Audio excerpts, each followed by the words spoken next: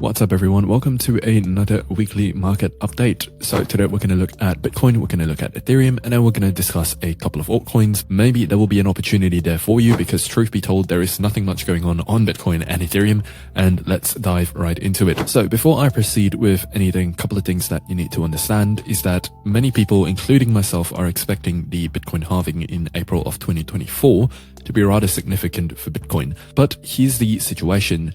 As Omkar, and I'm not going to try to pronounce his name, but the Bitcoin halving is nice, but kickstarting the bull run is going to require fiat money supply growth. And at the moment, based off of looking at inflation numbers, based off of looking at interest rate numbers, as well as the M2 money supply growth, it's not looking the best. And unless things take a drastic change over a period of the next, say, 3 to 4 months, it is unlikely that we are going to get the same reaction as we did on Bitcoin during the previous 2 to 3 halvings. So one of the key statistics that you need to understand is that the past bull runs post-halving were associated with a 6% or higher M2 money growth supply from all of these banks. So basically, when there's more money in the market, well, that makes it easier for people to invest in the markets. It doesn't take a genius to understand that. Now, as of recently, the M2 money supply growth has indeed turned positive, but still remains below the pivotal 6% mark. But again, the reason why I share this information with you guys is simply to give you something to keep in mind as we head into Q4 of 2023, and hopefully everything stays on track and we actually do get a bull run next April, with a potential bottom coming between February or March, as I've discussed previously. Now, other things that you need to keep in mind for this week is that we have CPI later on this week and we have PPI on Thursday. Now, CPI is anticipated to go up during August, and this will be the second straight annual inflation rate increase after July's 3.2%. Obviously, this is pretty bearish news, and we will discuss how the price action is going to react to this bit of news here. And I'll give you guys an exact game plan to take advantage of this. But one of the key factors behind the inflation rise is indeed energy prices. But by the way, this news here is pretty bearish, as you might expect. And let's see if we can find a bearish setup on Bitcoin to take advantage of CPI this week. And right off the get-go, I'm going to preface one thing. So if you look at Bitcoin price action at the moment, this part, right? I want you to look at this part and I want you to look at this part. Does it seem oddly or eerily similar? If it does look similar to you, that's because this is I don't really know what is the name of this setup. Some people call it a Batman. Batman is fair enough. But the thing about these types of consolidations after aggressive volatile moves is that this is trapping a lot of volume. Now, one of the reasons why I understood that Bitcoin is going to get rejected off of this line. Remember last week, we predicted this pump and I even gave you guys the exact top of Bitcoin where I managed to sell off all of my Bitcoin. Sorry, that was 2 weeks ago actually. But the reason why I understood that it was not going to return back to this area that quickly is because there is a lot of trapped volume around this area. And what is trapped volume?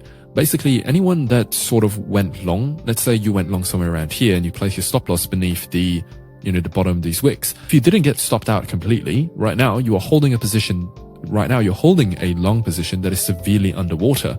And when we approach this type of thinking of the market, all you simply have to do is think about mass psychology in a way. If you were a buyer, right? Let's say you were a buyer of Bitcoin at around this level. Let's say you have a rudimentary understanding of liquidity. Well, where would you be logically looking to buy? Well, maybe at a break of this support. Oh, you've already swept sell side liquidity. You've filled in this fair value gap over there, might be a logical area where you would buy. And if you do buy, well, oh, look at that, there is clear support, quote unquote support over there for you to place your stop loss. And maybe you don't place a stop loss because you're one of those traders that just love losing money. So in that case, trust me, if I'm the one who thought of that, there is a bunch of other retail traders who would have thought of that as well. And that is the basic concept of trap volume, where you have just people going long where they shouldn't be going long and they didn't want a stop loss. Right now, they're holding a position underwater.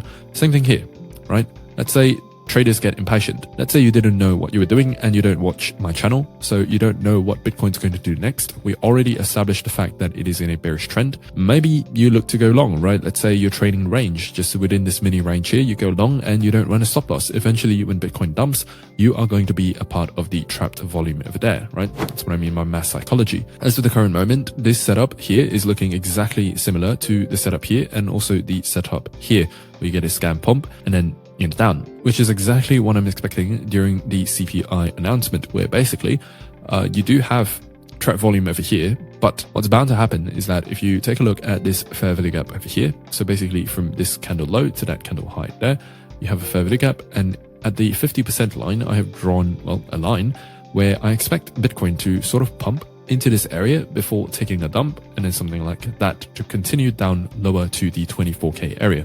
Now, it might happen this week, it might happen next week. Key here to understand is that the magnitude of price delivery, it doesn't really matter, right? Most of the time we can predict where price is going to go. The hard part is predicting when it's going to happen. And the only thing that you need to understand about the markets is that it simply moves from periods of high volatility to low volatility to high volatility to low volatility. It doesn't matter how long you stay in the volatility. Let's just say that the longer you stay here, usually the more aggressive the movement. For example, we have been consolidating on Bitcoin for a period of about 60 days where it's just been doing absolutely nothing. Like, I remember being a trader at these times, it wasn't fun. There was nothing going on. And that actually prompted me to start a Forex account. So same thing here. Maybe it might be boring for just another week or a couple more weeks. At the moment, we have already spent about close to a month in this consolidation. But by the time we break out of it, don't be surprised if you reach 24K or even 23K in the matter of 1 to 2 days. So anyways, that is the plan for Bitcoin at the moment.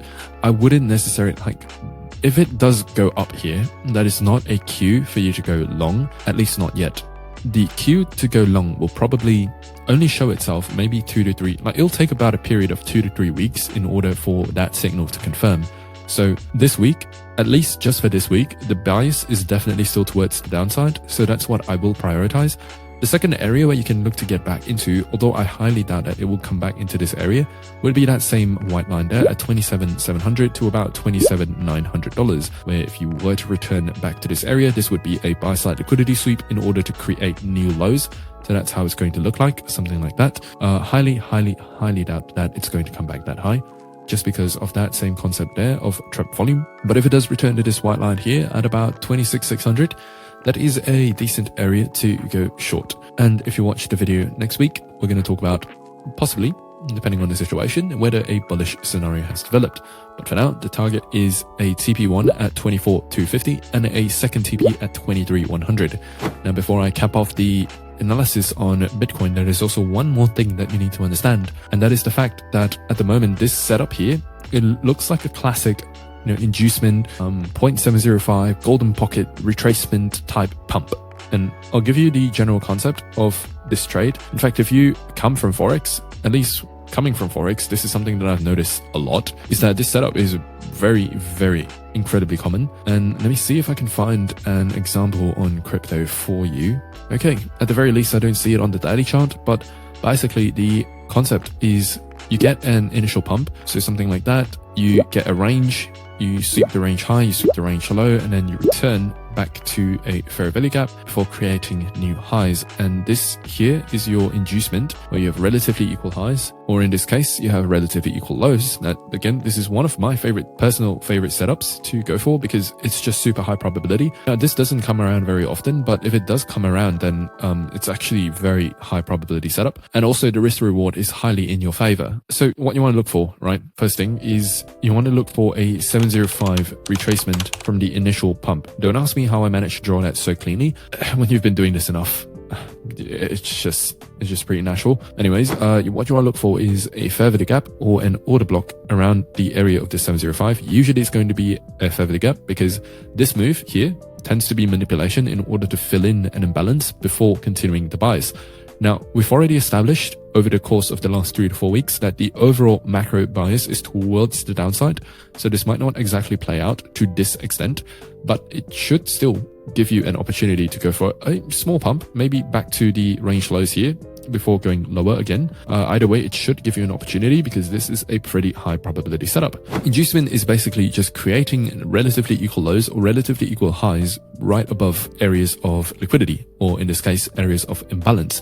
And this is to get traders to think that, oh, we have developed support here and we should buy, and if price were to come back into support, we should buy again and place a stop loss right beneath the support. And what that tends to happen is that, induces, right, as the term implies, it induces a lot of dumb money into getting into the market at around this area, where you will take out the liquidity in one sweep, fill in the imbalance, and then immediately pump away afterwards.